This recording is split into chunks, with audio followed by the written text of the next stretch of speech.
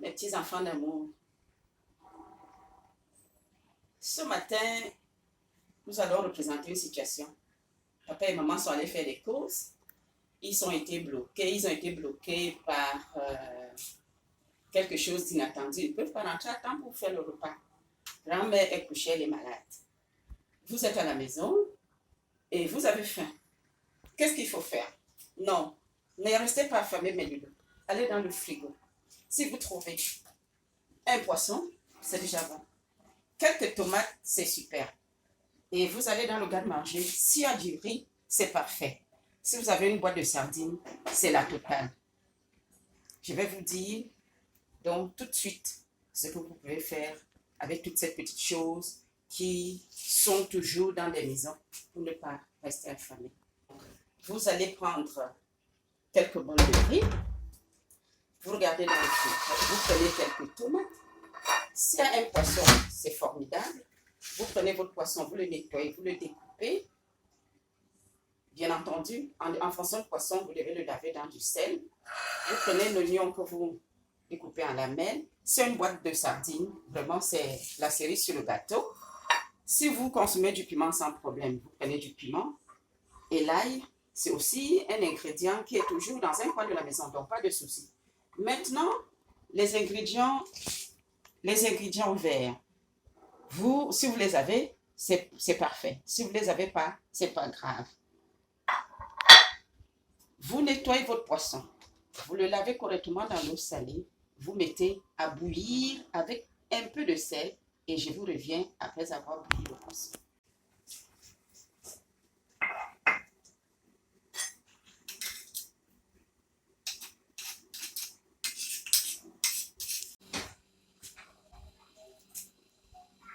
Dans une marmite préchauffée, nous avons versé de l'huile raffinée. J'insiste encore pour dire de l'huile raffinée à votre choix, ce que vous avez à disposition à la maison.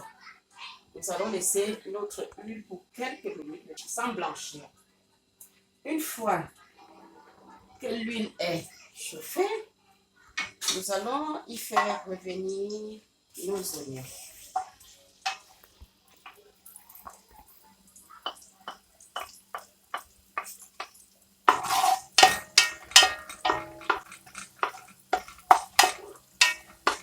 Que nous remuons dans de l'huile chauffée, mais pas blanchie. Ensuite, nous allons ajouter de la tomate que nous avons préalablement écrasée.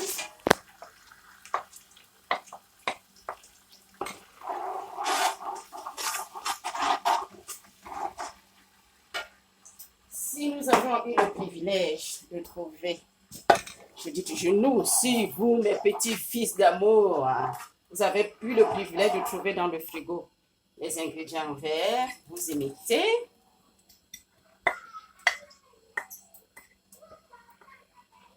Vous remuez.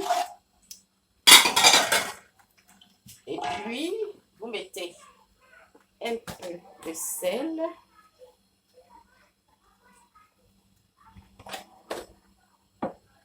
Vous remuez, puis vous laissez mijoter.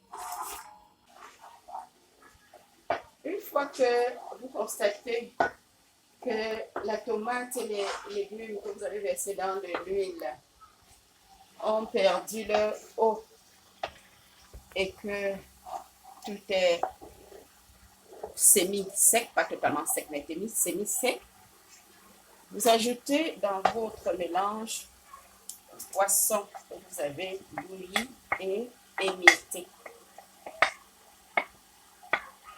Vous remuez.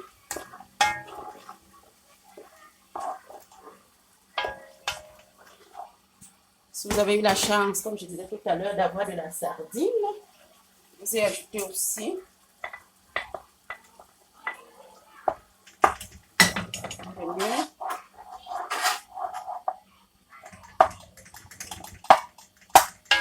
Je suis en train d'émietter la sardine que je n'ai pas préalablement émiettée pour que ça s'intègre bien dans le poisson. Vous remuez. mieux, vous laissez mijoter quelques minutes encore.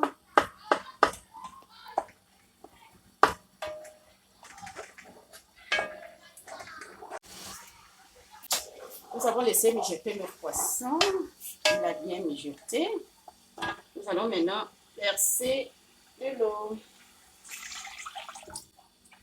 Pas en grande quantité, la quantité suffisante pour prendre notre riz tout à l'heure. Vérifier, voilà notre bouillon fait de poisson, de tomates et de sardines bout. Nous allons y ajouter notre riz lavé. Vous pouvez laver du riz soit avec de l'eau froide, soit avec de l'eau tiède. Mais si vous choisissez de laver le riz avec de l'eau tiède, il faut le laver immédiatement et le mettre dans votre bouillon. Parce que si vous le lavez avec de l'eau tiède et que vous gardez, il risque de ramollir et vous donner un riz pâteux à la fin. Donc, nous avons mis notre riz dans le bouillon.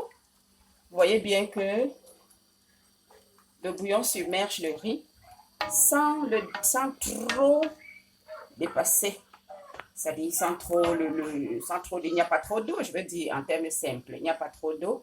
L'eau dépasse le riz d'1 centime environ. Très bien. Nous allons le couvrir et le laisser cuire.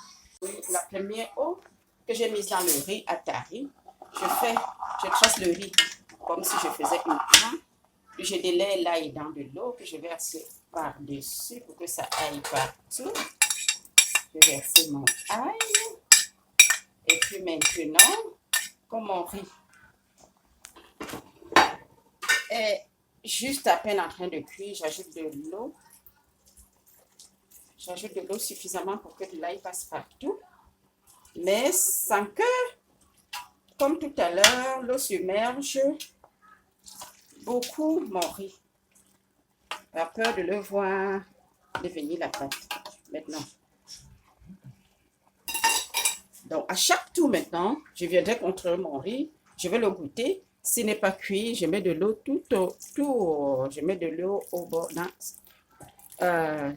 Sur les bords, de toute façon. Sur les bords, au fur et à mesure. Jusqu'à ce que mon riz cuise. Mais je ne vais plus mettre cette quantité d'eau. Parce que plus il cuit, plus il est nécessaire. Il est important de mettre juste un peu d'eau pour que le riz ne devienne pas la pâte. Donc, on va le recouvrir et on revient tout à l'heure. On va vérifier.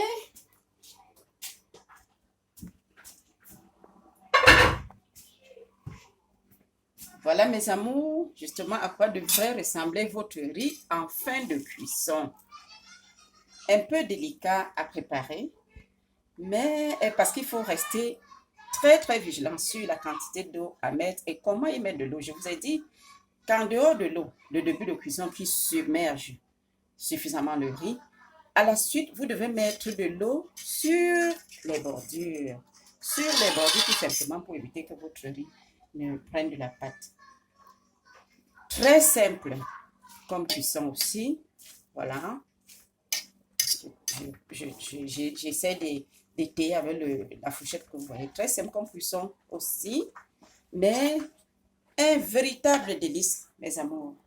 Un véritable délice. Voilà donc, mes amours de petits enfants. Bon appétit. Et on se dit à bientôt.